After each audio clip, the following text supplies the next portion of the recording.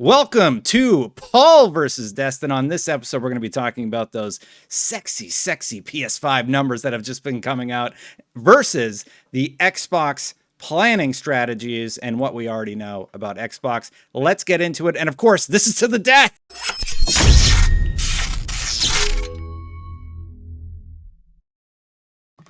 Paul, thank you for joining me in this battle to the death. It's good to see you yet again. Yes.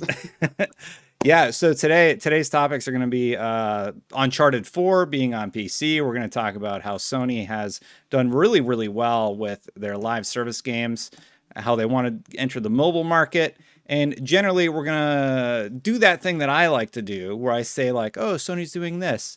How could Xbox respond? Xbox is doing this. Is Sony trying to answer to that? And let's start. So Uncharted 4 is seemingly going to be the next title coming to PC. So I'm wondering, do you think this is a good or bad thing for Sony to be releasing on this additional platform? Your puppy's running around in the background. Going. It's that time of night. Yeah. She's hyped up for the show. That's just how she gets whenever I'm filming anything. So yeah, so what do you think about this? It seems like it's very successful. Yeah, it's interesting because it's not really kind of the model you would imagine would be super successful kind of offhand, because it's like these are such old games at a certain point. You're like, okay, is there that much of a market for these big first party Sony games like this late into their life cycle? And yet, yes, there definitely is. And we can see that kind of time and time again where these PC ports they're doing are performing exceedingly well, and they're not that hard to compare to making like an entirely new game or something for PC.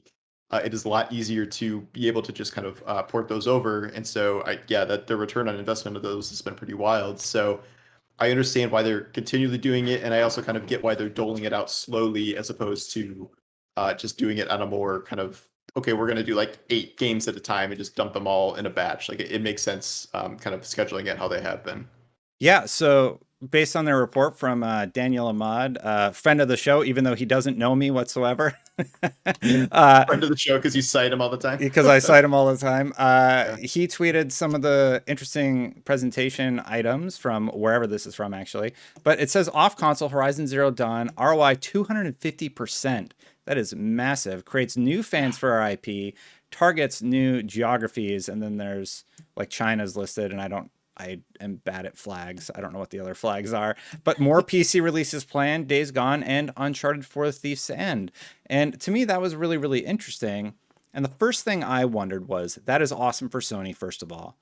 I was curious, why do you think fans get so mad that Sony has this awesome return by expanding their games to this additional platform? And then how well does Xbox have to be doing? I have to imagine that Xbox is seeing great numbers for the PC market also.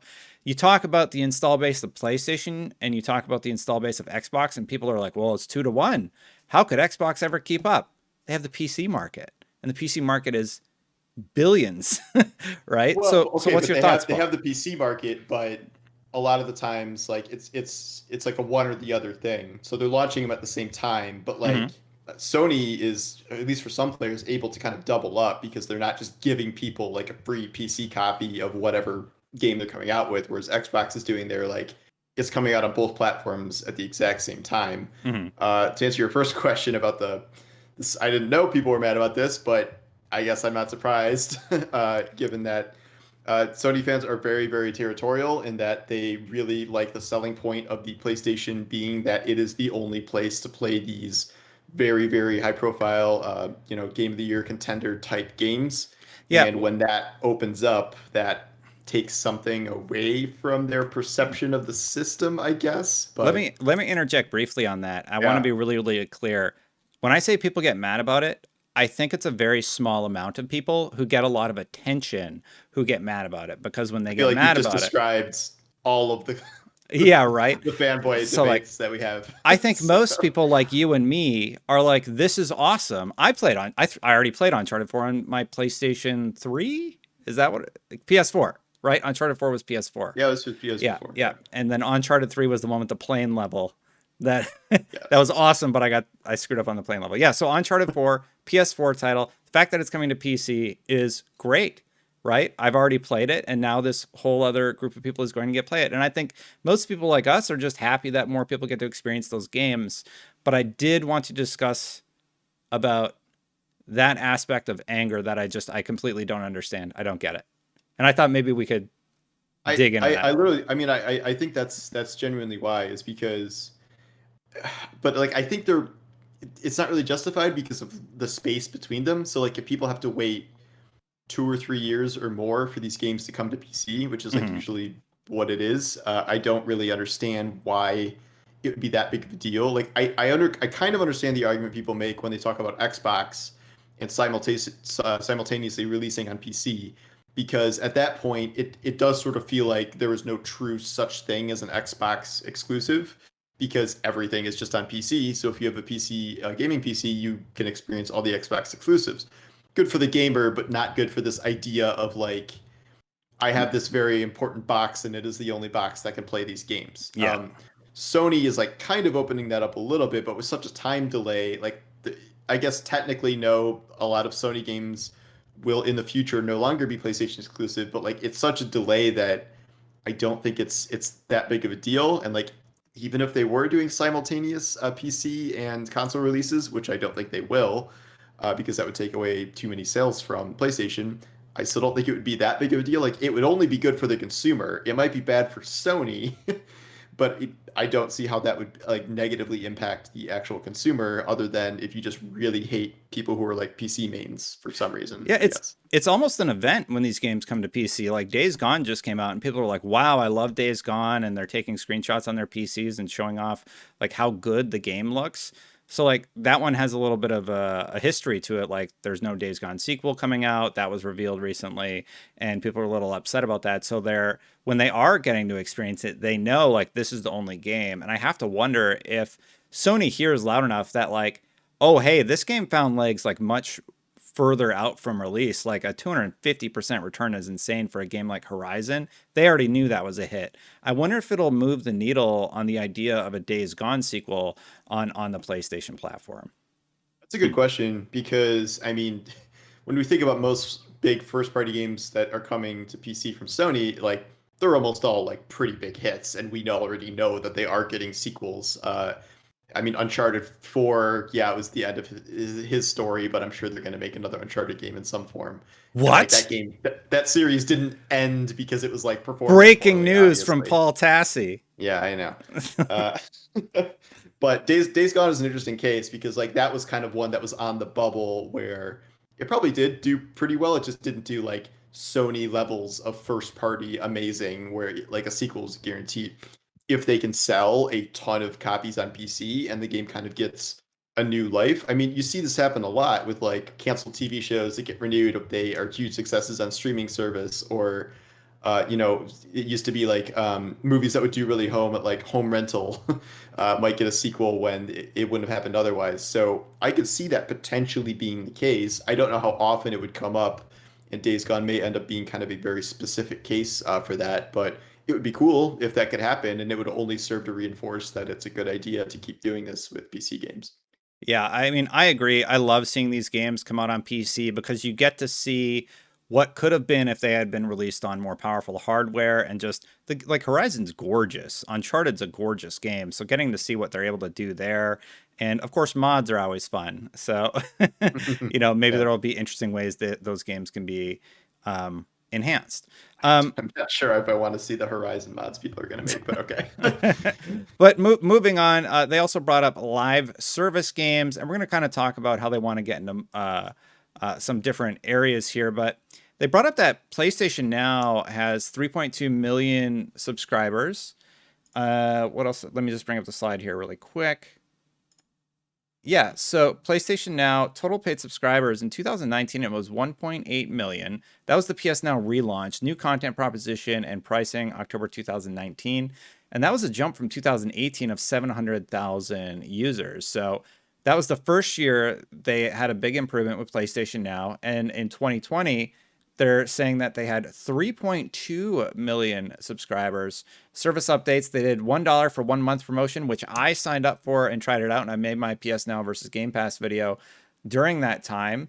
It was a great deal. After that, they added 1080p streaming, and they've made persistent quality content focus and top IP inclusion. And yeah, they sort of talked about streaming playtime being on the rise in March of 2021, which is about when that deal happened. So you compare this to Xbox Game Pass, which is a huge success. It has 32 million subscribers. And I also want to include the note that we know as of the last earning call, they invested, I want to say $1.5 billion into researching how to expand these services. So, Paul, what do you think about all this? Like just what are your just initial thoughts about all of it now that I've laid out all the data? Now that we brought this up, I realized that I was interpreting live service as they wanted to make more live service games as opposed to single player games, but that I can see the slide. That is probably not what they were talking about. Well, that I Is it on I there? Okay. that is part of it, but I want to talk about Oh, the it, services first, and we can talk about the live service games later. this is they got to Yeah. change this terminology. Okay. Like PS Now has always been kind of struggling to a certain degree, but also it is kind of always being compared to Game Pass, and Game Pass is such like kind of a runaway success that it's not quite apples and oranges, but it's not exactly a one-to-one comparison either. And Sony is never really going to get in the situation that Game Pass is in, where they are. I don't think they're ever going to release brand new things like launch on PS Now the way Xbox is doing with all its first-party titles. Nor do I think they're going to spend exorbitant amounts of money to get something to launch like with PS Now, like Outriders or a Destiny expansion or things that Xbox have done. Like MLB The Show. Yeah, I don't think that's a good use of their funds, and I think they know Well, that. I think well, they can keep building it out. I But made a joke there, Paul, and I apologize for interrupting you. But what if they had put MLB The Show as a counterpunch, knowing that that game is going to be released on Game Pass for a very very low amount of money? Do you think they could have taken the steam out of the sales of that story a little bit, or do you think they would rather just sell it at $70 and make their money that way? Like strategy wise, what are your thoughts about something like that? I think they would rather sell it at $70 because when you looked at the top selling games of on PlayStation for the month, it was Show and there was another, I forget which game it was. I think it was Returnal. Hmm. Were the like the top two games or something, and it was like those were $70 games, and Yeah. so that price point, as obnoxious as it may be, is still working for them. And putting it on PS Now, I guess, would have matched Xbox and maybe taken the win out of the sales, but they would have had to probably do some sort of extra deal with MLB to get them to agree to that, to because like they probably already had an existing deal in place, so that may have made things a little overly complicated for them, which is why we don't really see that happening very often. Yeah. Well, elaborating, yeah. So I closed the slides, and they want to develop live service titles on console. You clearly had a reaction to that. So what do you think's going on there? I mean, I think that they understand very clearly that their strength lies in these, kind of massive, mostly single player games that are breakout hits that they can sell now for $70 a copy and move millions and millions of copies and win Game of the Year awards and be in top 10 lists and stuff. And that is working out great. But you also can kind of see where the industry is moving, and the games that are making kind of persistent revenue all the time, nonstop, are live service games.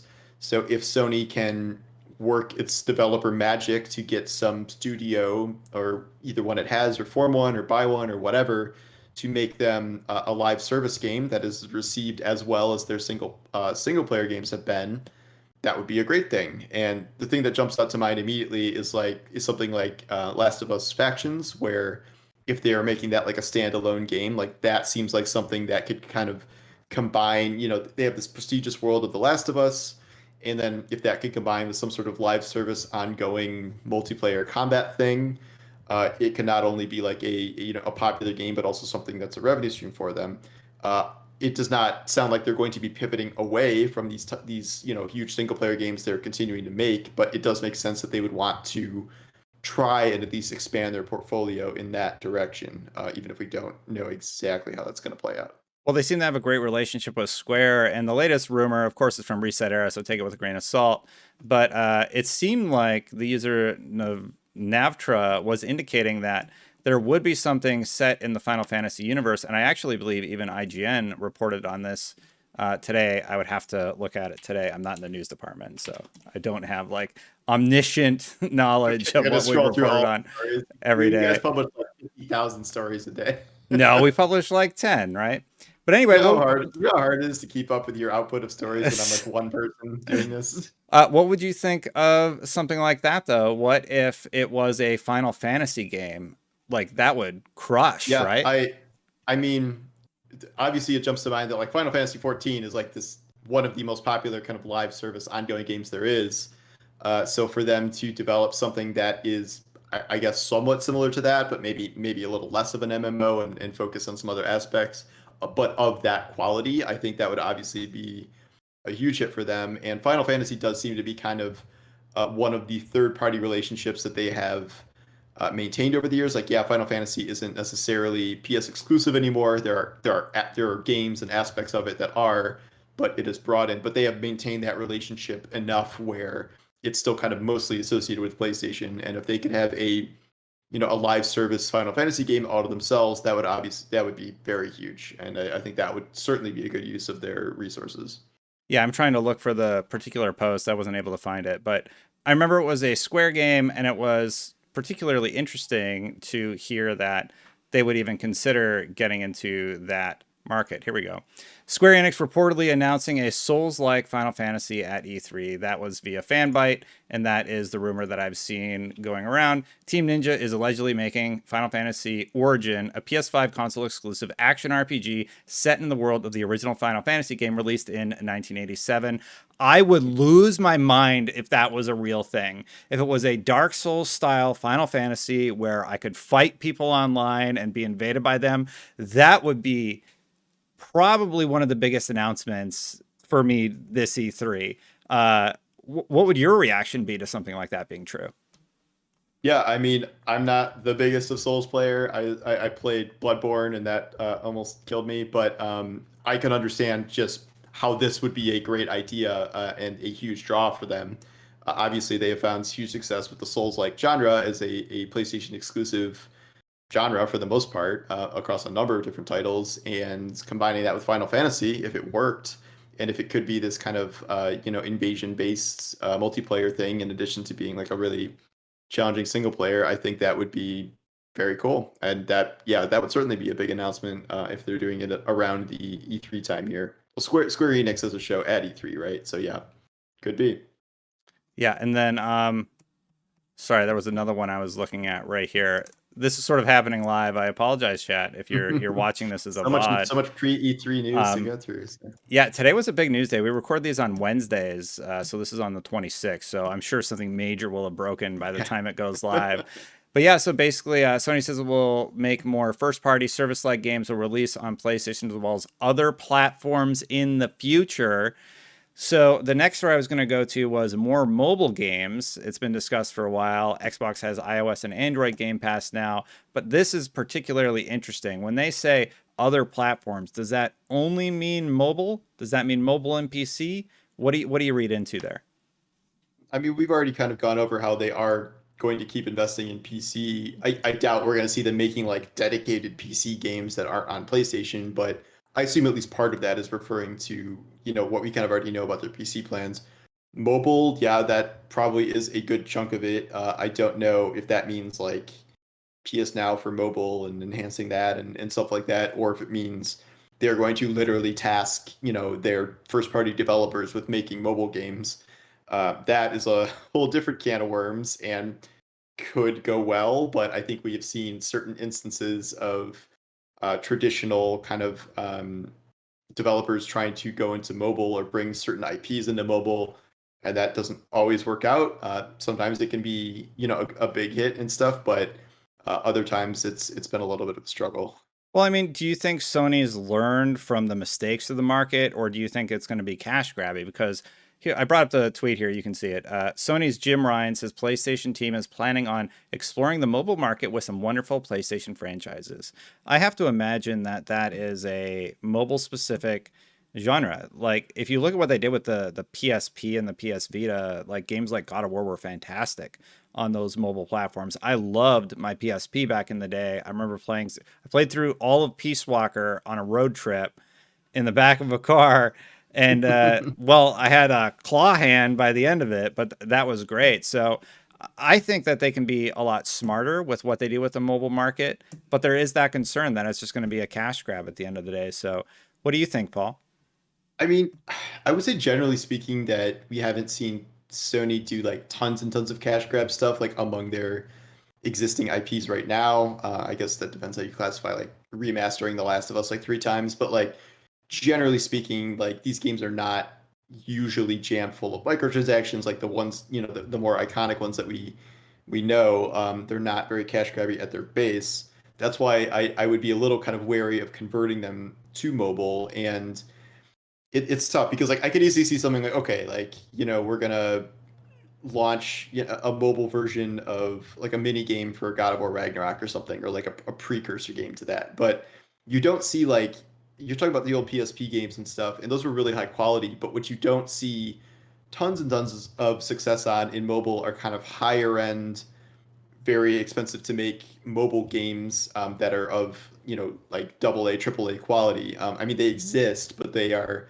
very expensive to make, and they are not likely to have the kind of model that brings in tons of revenue like a gotcha game would, or anything with loot boxes or skipping wait timers and things like that. So it's kind of risky both ways. Like you don't want to alienate people by doing something cash grabby, but you also don't maybe want to invest in something super, super high end when the mobile market has generally speaking not developed that way. Well, is there anything else you want to talk about in terms of mobile games and PlayStation? Because I had one more question for you before we head up. Go for the question. All I right. think I'm good. So the last one is we've talked about all this stuff, live service games, mobile games, and the PC releases. Do you think, and this is something that I've talked about for a long time, do you think there is a world that near the end of the console cycle that both of these competitors, Xbox and Sony, are closer to parity, or do you think I am crazy? Is that your prediction that they're going to be closer to My parity? prediction is we're reliving the PS3 era all over again because the 360 versus PS3 era, the PS3 lost for a long time. But at the end of that era, the PS3 ended up selling more consoles and did tremendously well. Do you think there is any possibility that Xbox and Sony end up closer to parity? Because I see So that you think it's going to reverse? You think Series X will catch up with PS5? I think they will be closer to equal in terms of revenue and sales by the end of the console life cycle. That is my prediction. And I say that because Xbox has the PC market, they have the console market, and everybody focuses on console sales. There's no doubt that PS5 is outselling Xbox Series X and S 2 to 1, right? Like that's not a mystery. That's not a weird thing. But I feel like people are not considering people who play Game Pass only on their mobile devices, people who are subscribed to Game Pass or getting into the Xbox market via PC. And I believe Microsoft is implementing a loss leader strategy to get tons of users into their content wheelhouse and then expand uh, in just a different new way. And I would love to hear just your thoughts on it because usually it's just me talking at the camera, and I would love to hear what you think. Yeah, I know the feeling. No, I do agree with you. I think I'm always I've seen the comments where people think I'm a Sony fanboy and I'm always criticizing Xbox. I think Microsoft is on probably the better overall track here in terms of like overall industry presence.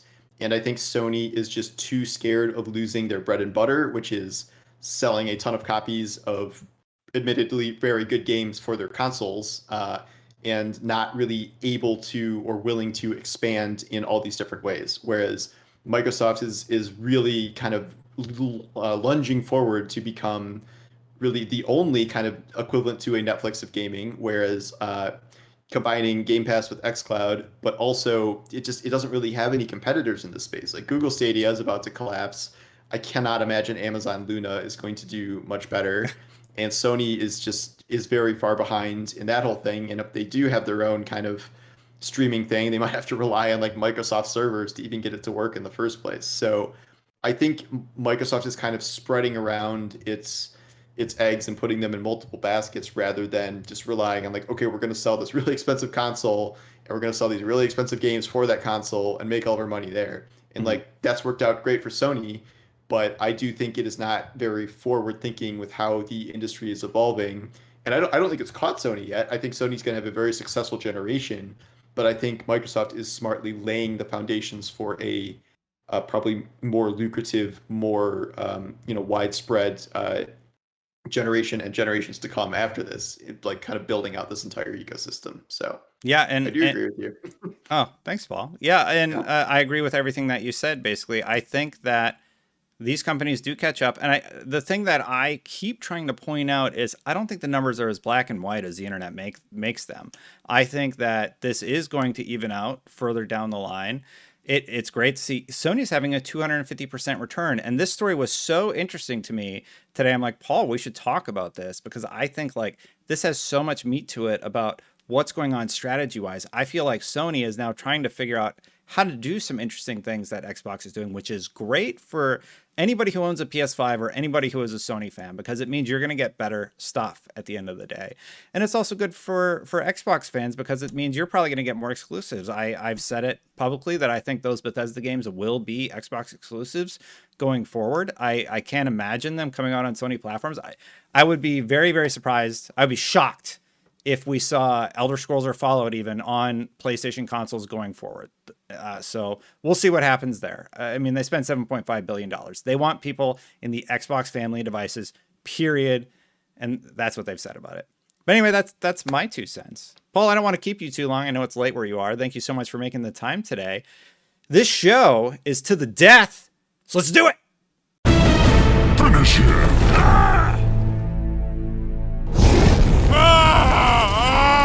Fatality. Outstanding.